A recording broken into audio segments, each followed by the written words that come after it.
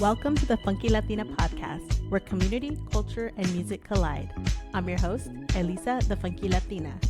We'll discuss what I'm listening to, events you can't miss, and your new favorite Latin indie artists. Press play and let's get into it. What's up, everybody? Happy New Year and welcome back to the Funky Latina podcast. I'm your host, Elisa, the Funky Latina. I really can't believe it's already 2025. Time has just been flying by. But don't worry, me as the Funky Latina, it is my job to make sure I keep you guys up to date on the latest and greatest music news. So that's what we're going to do here on the Funky Latina podcast. I have a lot of goals for this year. I'm planning my 4th annual music festival, the Funky Latina Fest, and I obviously want to go to as many concerts as possible and just, create a bigger music community here in Phoenix. And so thank you guys for being a part of the Funky Latina music community. One thing for sure that is a goal of mine that's at the top of my list for 2025 is to introduce you to your new favorite Latin indie artist. And so one way I'm going to do that is by having interviews on my podcast. And so I'm really excited because today I will be interviewing Diego Summers. He's a Latin indie artist based in Buckeye, Arizona. And so super excited to highlight our local Phoenix talents, and you definitely want to tune into the interview because we have some news that you won't hear anywhere else, very exclusive to the Funky Latina. So thank you guys so much for tuning in. This is our first episode of the year. I'm excited to spend the new year with you and see where it goes. So press play and let's get into it.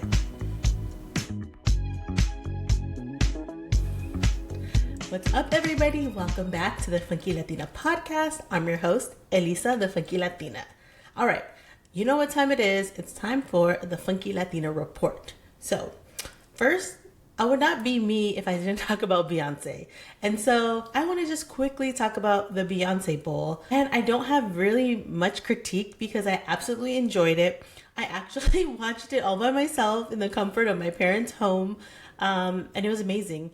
I took a little video of myself, some live reactions, and it was just incredible. If you are a new Beyonce fan, welcome to the club. But I think this is an incredible performance because it has so much meaning behind everything that she does, and she looks so beautiful. And I'm gonna do my best not to go over time by talking about the Beyonce Bowl, but it was just so much fun to watch. It was entertaining, and that's basically what her concerts are like. They're super immersive. They're super entertaining. She's giving vocals. She's giving choreo. She's giving special guests. It was so cool to see Shabuzi and Post Malone. And oh my God, Blue Ivy was there. Shout out to Blue Ivy because that young lady is becoming an incredible dancer. It was so cool to see her. And then shout out to Ashley Everett. If you know, you know. She was one of Beyonce's dance captains for years. If you see the Beautiful Liar music video, she's in that. And so it was just, for me as a proud member of the Beehive, it was so much fun to watch. And it was also a little bit of anxiety and anticipation because later, after the performance that day, she announced on Instagram an announcement without an announcement. She basically said, coming soon, January 14th, she's going to announce something. And I will say, I am not really into all these theories of what's going to happen. I've graduated to the level of the Beehive where I just sit back, relax, and intake and enjoy. So I do get on TikTok and I browse and I scroll all the different theories that people have. So shout out to the Beehive doing all the work. But I mean, if I had to guess what she's going to announce, I think it would be a Cowboy Carter Deluxe edition. I don't know. I don't feel like a tour is coming. I feel like she's in her resting era. So I would love a tour. My bank account wouldn't love a tour, but I would love a tour. So we'll see. Stay tuned until January 14th for her announcement. Okay, so if you are, as you know, the Funky Latina gives you all news Latin, Indie, Latino, Latinx, Latinx. But in addition to following me, you should definitely check out Remezcla on Instagram. They are also a Latinx pop culture focused hub, and they are actually starting what's called Remezcla TV.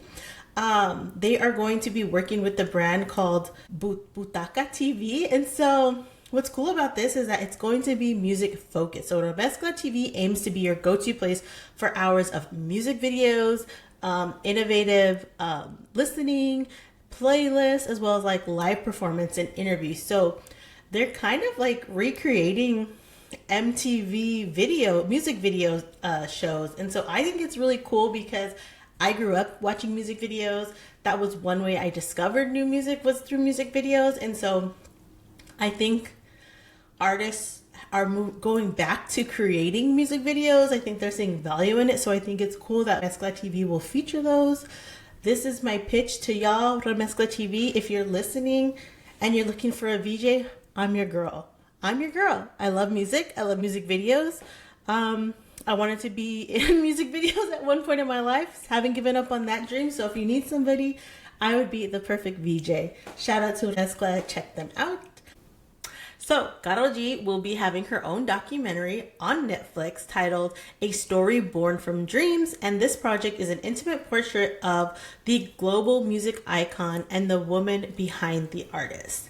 I'm really excited to check this out because I don't know a lot about her history or her upbringing. Like, obviously I know she's from Colombia, but I feel like these last few years, she's risen to global stardom. She's toured the world. She was on the Barbie soundtrack. And so she has been working hard, working overtime. And so it's really cool to see all of her dreams come true. And I'm excited to hear the story behind it. Side note, I actually met Karol G and it was amazing. I met her at the Barbie movie premiere in LA, and well, my cousin would probably say like I ambushed her, but I saw her and she looked like the Latina Malibu Barbie. She had the beautiful pink hair, she had like this beautiful pink gown, and I just went up to her and I introduced myself. I gave her a Funky Latina sticker, of course, and she was really kind, and so was her team.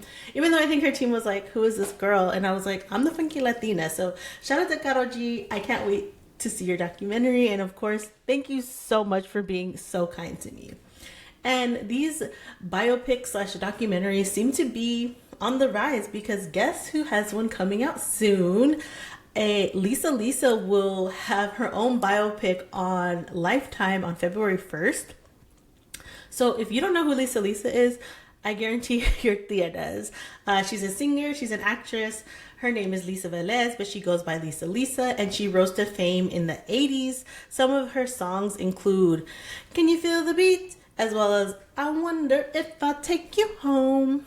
And what's cool about this biopic is that Angie Martinez is in it, so a lot of Puerto Rican power will be up in there. Super excited to check that out. Like, I definitely feel like Lisa is so funky Latina, and so this is something I'm very excited to see. Some unfortunate news. Brenton Wood recently passed away. Singer, songwriter, known for his hits at the Boogum Oogum song and Give Me a Little Sign. Like, Brenton Wood sings soul music, and if you've ever been to a backyard boogie with your Latino family or specifically your Chicano family, you heard his music. You probably grew up in his music. I know I did, and he played such a big role in Chicano culture. And I would even say he's an honorary Chicano, and he's definitely invited to the carne asada. So rest in power, Brenton Wood. Thank you for giving us so much amazing music and for allowing us to create beautiful memories to your music. Like, I'm really glad I went to go see him perform this past year. But yeah, I love his music. It reminds me of my parents. It reminds me of my family. And it's just really feel-good music. And so even though he's passed, you know what they say? Legends never die. So rest in power, Brenton Wood. Another legendary icon. Y'all, I told you in the first episode of the Funky Latina podcast, Bad Bunny is dropping an album, and it's here. It is finally here. Bad Bunny just released Debi Tirar Mas Photos, which basically means I should have taken more photos. And I'm like, don't tell me that because I have too many photos on my phone. But I've had a chance to listen to the album. It hasn't been 24 hours, and I need time to digest. But what I will say after a couple listens is that this is the perfect example of storytelling. When you're listening to this album, you feel everything that he's saying. He's taking you on a journey throughout every song. They connect perfectly, and you can feel the emotions in every song. And I think this for me, the album came at a perfect time for me, because I'm like, oh my gosh, like I needed an album to get me to get me going, to get me through. I have a lot of work to do, and so I'm so excited for this album. Congratulations to Bad Bunny. In addition to releasing the album, just a few days before, he released a short film which documents what's going on in Puerto Rico with all the gentrification and how people from the island are being pushed out. And that's also what the album talks about too. So if you haven't, definitely check out the short film. It is beautiful. It makes you feel all the feels, got me emotional, and I really just loved it. I love what Bad Bunny does, because I think he's a perfect example of when people show you who they are, believe them. He's shown us from day one that he rides for Puerto Rico. He loves his culture. He loves who he is. And he's not afraid to do that. He's not afraid to be himself. And I think that is a beautiful example to live by. So thank you, Bad Bunny, for your beautiful music. I might have to drop an episode next week just to give you guys a review, because I am loving the album. Before we wrap up, I want to talk about the song of the week. And since I'm interviewing Diego Summers, I'm obviously going to highlight one of his songs. So, Diego Summers and San Junipero is my song of the week. Definitely check it out. It was on my list of favorite songs for 2024. And it's just like a very chill song. To be honest, I'd recommend listening to it in your car, because it is so chill and relaxing, and then the beat picks up. So it's a perfect chill song that has, which is interesting because it is Latin indie, but it has some like electric vibe to it. So check it out. Diego Summers, San Junipero. And thank you guys for tuning in. We'll be right back. What's up, everybody? Welcome back to the Funky Latina podcast. I'm super excited to introduce you to your new favorite Latin indie artist. Very excited, so please welcome my first guest, Diego Summers. What's up, y'all? What's up? How are you? Doing good. Thank you so much for being here and for coming to the Funky Latina podcast. Yeah, of course. Super excited, and Happy New Year, everyone. Yeah, Happy New Year. Very excited. I'm excited to see what music we get in 2025, because I mean, it's the 4th, 5th of January, Bad Bunny already dropped an album, so yeah, maybe Diego Summers will give us some new music. Of course, we have to. Awesome. Well, I've gotten to know you, work with you, see you perform several times. But for anybody who's new, can you tell us like about your musical journey, how you started? Yeah, most definitely. So my name is Diego, go by Diego Summers. Born and raised in El Paso, Texas. I started kind of with the music thing very young. In elementary school, played violin, loved every second of it. And then from there, just kind of started expanding, like, what could I learn? Guitar, piano, drums. And then basically just following that, it was just pretty easy to kind of start making music from that. And yeah, just been having fun trying to make cool tunes wherever I can. That's so dope. I didn't know you played the violin. Yes, played the violin in elementary. I did too. Yeah, I mean, I think it's a good starting instrument. Most definitely. And for me, it was like the thing that clicked is that it came, I don't want to sound too pretentious, but it came like pretty easy to me. And so from that, I was like, okay, this is something I definitely want to explore and keep going with. And I think the reason I started playing it was because it looked cute and it wasn't, it wasn't super heavy to like, and that you look cute. And so, yeah, my niece is playing the viola right now. So yeah, love that. That's how you started. Yeah, shout out viola players. Yes. So for anyone who's new to you and your music, how would you describe like your style or your genre of music? Yeah. I always love this question because I don't really like to kind of define. I know it sounds so corny, but I don't really like to define kind of like my music, but I would say most like indie pop, indie rock, along those lines. But yeah, that's what I love about the genre of indie, that it's so many different things that you're not really putting yourself into a box. And I think that's what a lot of artists kind of gravitate towards. Definitely. I would say I love your music. Thank you. I've been following you for a while, and I would say like if I would describe it as a mix of like John Mayer and like Omar Apollo. Thank you. Like it's like because you get the guitar, you get the vocals, you get the beautiful melodies, like. And for the most part, like most of the music is very upbeat and like I gravitate towards that positive music, like just naturally. Yeah, most definitely. And I always kind of want to put that flair of just who I am, and just I love to be myself and love growing as much as I can. I love that. Yeah. I'd love to dive a little deeper in that because I definitely think a lot of you is reflected in your music. So how does your culture and your upbringing like relate to that? Yeah, I think it plays such a heavy part, especially with me. Growing up in El Paso, I was born and raised in here in the United States, but my parents were from Mexico. So I'm super fortunate to have been able to kind of dip from both cultures. But apart from that, I just really want to emphasize how big of a foundation I have. I have two loving parents, a beautiful brother, and my family have always been just so supportive with whatever I've wanted to do, that I've had that self-belief or that kind of seed that been able to grow into what it is now. So shout out to my parents and my families that they really inspire me to make this music and make the best that I can. No, that's incredible. I think specifically in the arts, it's so important to have like your family support you because they're like your first fans. Yeah. But in any endeavor, like to have your family support you is a big deal. And I've seen your mom and dad at the shows, so they're always in the front. We're always like fighting for front row. That's awesome. I love that. So you've been making music for a while, but how do you stay motivated and keep putting out music? Because I feel like in today's world, like the music is like, it can be hard. It can be disheartening, especially with like social media and TikTok and AI. So how do you stay motivated to keep making music?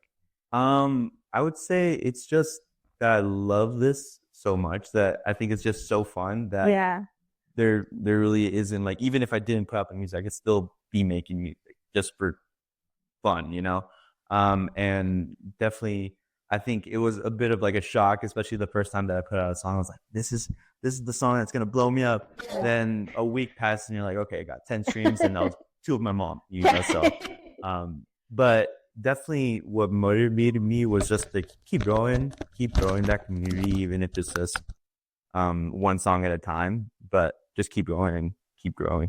That's awesome. Yeah, I think like what you said, you would make music even if you weren't putting it out. So it's art. That's the it's art, it's expression, and like I think that's another reason why I love your music. Thank you. I can relate to it. I think the first song I found of yours was Crush. Yes. And I love, this is again back to the art, which I love just like the cover for the single. Like it's like, tell me a little more about that, because it's like a Scrabble board. Yes. And it has like everything like written out. It has some hidden messages in there. Yeah, you can really look at it. Yeah, honestly, that I'm gonna let my dad take most of the credit for that, because originally I knew that I had like that song already mixed and mastered and ready for release, and we were kind of spitballing ideas of what would be a good cover. And my original idea was my hand, kind of like, have you seen the Hot Shower by Chance the Rapper? Yeah. Where he's like holding like a clear glass CD. My idea was to kind of do something similar to that, like me holding a mic, and then on like a bracelet, like a charm bracelet, it would say like Crush, and then kind of say my name on there. Yeah. And then I told my dad that I was like, hey, what do you think about this? And he's like, that's cool, but what if you did it with like a Scrabble board? And I was like, whoa. Keep in mind, we've never even played Scrabble. We've never even had a Scrabble in the house. So it was just like the fact that he pulled that out of his head was just like, that's pretty dope. And then after that, I'll actually show you a couple pictures as well. But we have like 2 hours or 3 hours of just putting up like a light, making sure that it was nice and set up. And then he played with the exposure. And after that, it's probably like my best cover art. Even the ones that I paid for, that one I think is going to be my favorite album. Did your dad get creative director credit? Yes, most definitely. Mom gets creative director credit, brother, all of them. Everyone gets the creative director. I love that. No, I mean, I can totally relate to that. My brothers were like my moving crew. I feel like my brother, he produced my documentary. So it's like when you can lean on your family, like it's really fun. It saves you money, but two, you're working with people who not just believe in you, but they love you. So you can't put a price on that. So I love hearing that. We need a documentary about you now. I want to talk a little bit about, do you remember how we met? Yes, it's actually so funny coming back to Crush. I was surfing I was a junior in college, surfing on Instagram, and then I saw that you did your Let's Hear with Katsuoso. Oh, yeah. And then I was like, I love Katsuoso. So I was like, I watched the whole thing. I was like, this is awesome. And then I checked out your page, and then I saw that you were actually based in Arizona. And I was like, perfect. And so I sent you just a message. I was like, hey, like my name's Diego. This was like my third release. I really didn't expect anything of it. I was like, hey, I make music in Phoenix. Let me know what you think of my song.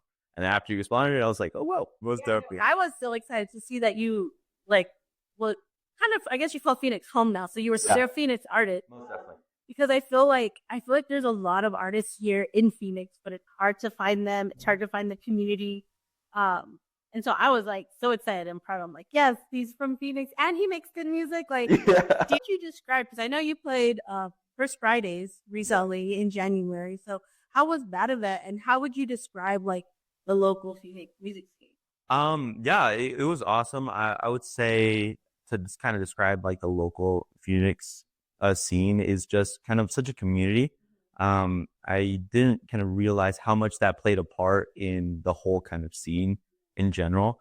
Because like I said, kind of my idea was like, I'm going to do this song. I'm going to play by myself. I'm going to do this, blah, blah, blah. But as I started thinking of like shows and started seeing other people, it's how they connect and interact with each other and that everyone knows each other, you know? And it's like, okay, that's awesome. And it's so funny because you wouldn't even expect them to know each other just because of like the genre or what they're playing or how they're playing. But you still kind of recognize people from afar away and be like, oh, well, I saw you at this last show or you were at this other show.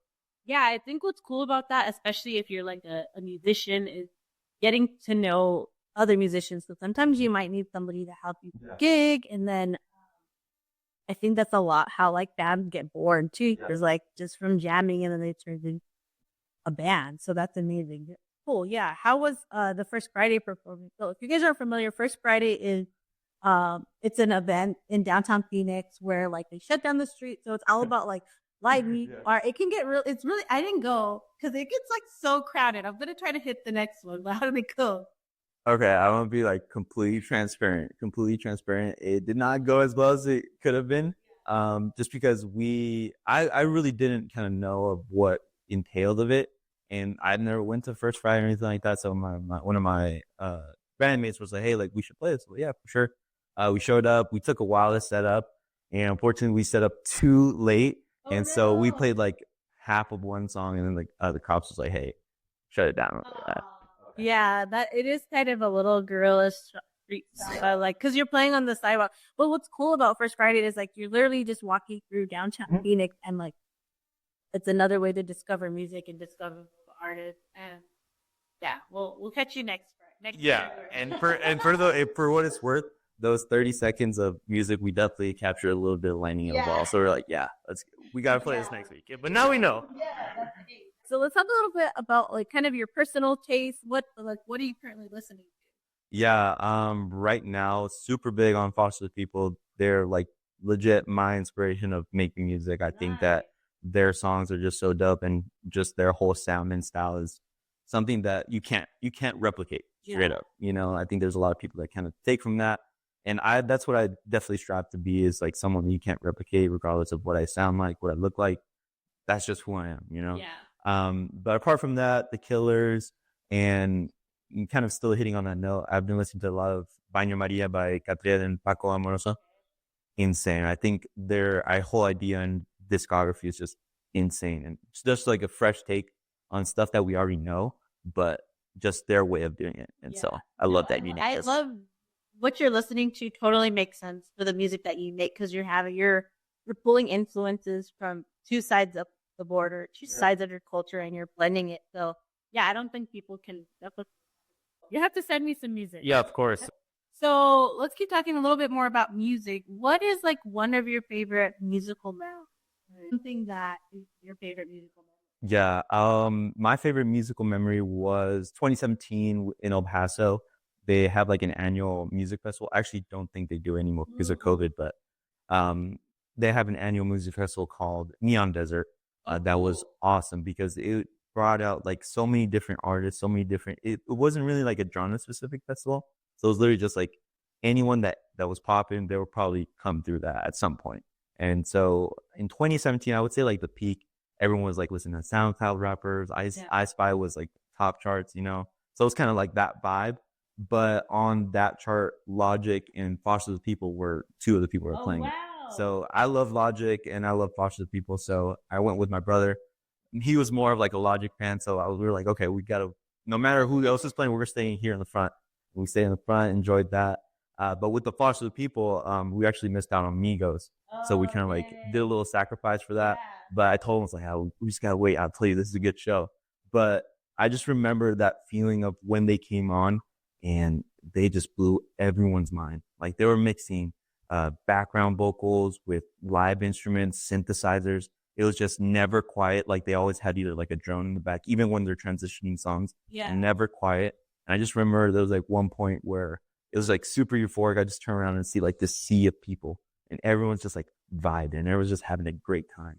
And I remember I looked at my brothers like, you know what I did? Like, this is the moment that changed my life. Like, I want to be on that stage and I want to be able to see people like just moving to the song, you know?